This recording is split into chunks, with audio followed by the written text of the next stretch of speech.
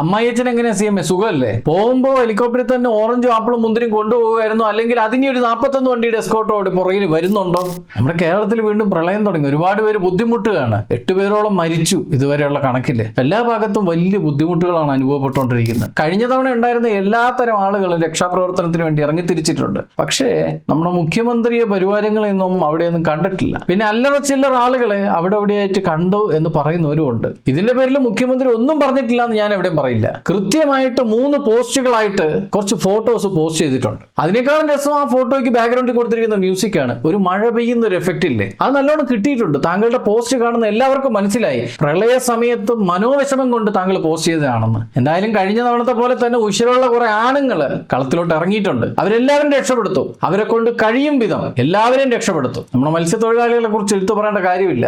അവരെ എന്തൊക്കെ പറഞ്ഞ് തഴഞ്ഞാലും തടഞ്ഞാലും കേരളത്തിലൊരു പ്രശ്നമുണ്ടോ, അവരാദ്യം ഇറങ്ങിയിരിക്കും. അതിന് ഒരു മാറ്റം ഉണ്ടാവില്ല. ബാധിക്കപ്പെട്ട കുടുംബങ്ങളോട് എനിക്ക് ഒന്നേ പറയാനുള്ളൂ, ബന്ധപ്പെട്ട ആളുകൾ നിങ്ങളുടെ അടുത്തേക്ക് എത്തുന്നത് വരെ നിങ്ങൾ സുരക്ഷിതരായിട്ട് വീടിന്റെ മുകളിലത്തെ നിലയിലോ അല്ലെങ്കിൽ ഉയർന്ന ഏതെങ്കിലും ഒരു സ്ഥലത്തോ പോയിട്ട് ഇരിക്കുക. അതുമായിട്ട് ബന്ധപ്പെട്ട ആളുകൾ വന്ന് ബോട്ടുമായിട്ട് വന്ന് അവർ വിളിക്കുമ്പോൾ നിങ്ങൾ ഇറങ്ങി വരിക. അവർ നിങ്ങളെ ക്യാമ്പിലേക്ക് കൊണ്ടാക്കും. പിന്നെ പണ്ട് നടന്നതുപോലെ ഞങ്ങൾ വീട് വിട്ട് ക്യാമ്പിലേക്ക് ഇല്ല എന്ന് വാശി പിടിക്കരുത്.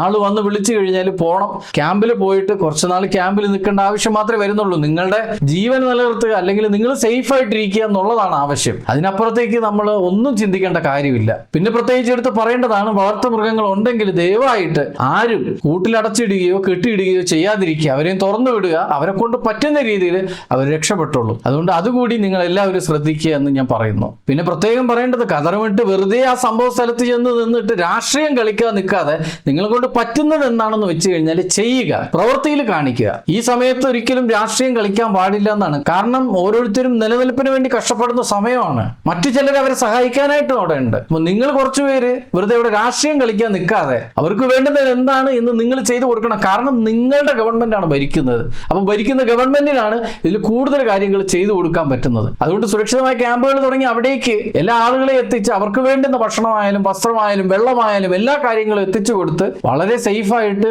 വളരെ നല്ല രീതിയിൽ ഈ ഒരു പ്രളയത്തെ അതിജീവിപ്പിക്കാൻ വേണ്ടിയിട്ട് നിങ്ങൾ ശ്രമിക്കും എന്ന് ഞാൻ വിശ്വസിക്കുന്നു. ബഹുമാനപ്പെട്ട മുഖ്യമന്ത്രിയോട് എനിക്ക് പറയാനുള്ളത്, നിങ്ങൾ അമ്മായിയച്ഛനെ കാണാൻ വേണ്ടി ഹെലികോപ്റ്റർ എടുത്തിട്ടോ ഫ്ലൈറ്റ് ബുക്ക് ചെയ്തിട്ടോ ഇല്ലെങ്കിൽ ഇനിയിപ്പോ നിങ്ങൾ സ്വന്തമായിട്ടൊരു പ്രൈവറ്റ് ജെറ്റ് ബുക്ക് ചെയ്തിട്ടോ പൊക്കോ, പ്രശ്നമില്ല. പക്ഷേ ആ കൂട്ടത്തില് നിങ്ങൾ പറന്നു പോകുമ്പോൾ തൊട്ട് താഴെ ഒരുപാട് മനുഷ്യര്, നിങ്ങൾക്ക് വേണ്ടി നിന്ന മനുഷ്യര്, നിങ്ങൾ ഭരിക്കുന്ന നാട്ടിലെ മനുഷ്യര് കഷ്ടപ്പെടുന്നുണ്ട്, മണ്ണിനടിയിൽ പെട്ടുപോകുന്നുണ്ട്. അവർക്ക് ഇത്രയും കാലം കഷ്ടപ്പെട്ട് സമ്പാദിച്ച അവരുടെ വീട്, അവരുടെ സ്വൈര്യ ജീവിതം ഒക്കെ നഷ്ടപ്പെടുത്തിയിട്ട് അലറി വിളിക്കുകയാണ് ഈ ഗവൺമെന്റിന്റെ സഹായത്തിന് വേണ്ടിയിട്ട്. അപ്പോൾ അതില് നിങ്ങൾ തക്കതായ നടപടി എടുക്കണം. അല്ലാതെ വെറുതെ ഇൻസ്റ്റാഗ്രാമിൽ വന്ന് 2 പോസ്റ്റ് വിട്ട് അതിന് ബാക്ക്ഗ്രൗണ്ട് ആയിട്ട് ഒരു മഴയുടെ സൗണ്ട് എഫക്റ്റ് വിട്ടിട്ട് കളിക്കാൻ നിൽക്കരുത്. വേറെ എന്തെങ്കിലും കാര്യമായിട്ട് ചെയ്യണം. അതിനു വേണ്ടിയിട്ടാണ് നിങ്ങൾ മുഖ്യമന്ത്രിയായിട്ട് ഇരുത്തിയിരിക്കുന്നത്. അല്ലാതെ വെറുതെ ഫോണിലൂടെ വിളിച്ച് ഒരു ഷോ ഓഫ് ഇറക്കാനും വെറുതെ ഇൻസ്റ്റാഗ്രാമിൽ പോസ്റ്റ് ഇട്ട് ഷോ കാണിക്കാനും വേണ്ടിയിട്ടല്ല നിങ്ങൾ മുഖ്യമന്ത്രിയായിട്ട് ഇരുത്തിയിരിക്കുന്നത്. അതുപോലെ തന്നെയാണ് ആഭ്യന്തരമന്ത്രി ആയാലും ഏത് വകുപ്പിൽപ്പെട്ട മന്ത്രിയായാലും നിങ്ങൾ ഭരിക്കുന്ന കേരളത്തിൽ ഒരു പ്രശ്നമുണ്ടാകുമ്പോ നിങ്ങൾ കളത്തിലേക്ക് ഇറങ്ങി പ്രവർത്തിക്കണം. നിങ്ങളെ കൊണ്ട് പറ്റുന്ന സഹായങ്ങൾ നിങ്ങൾ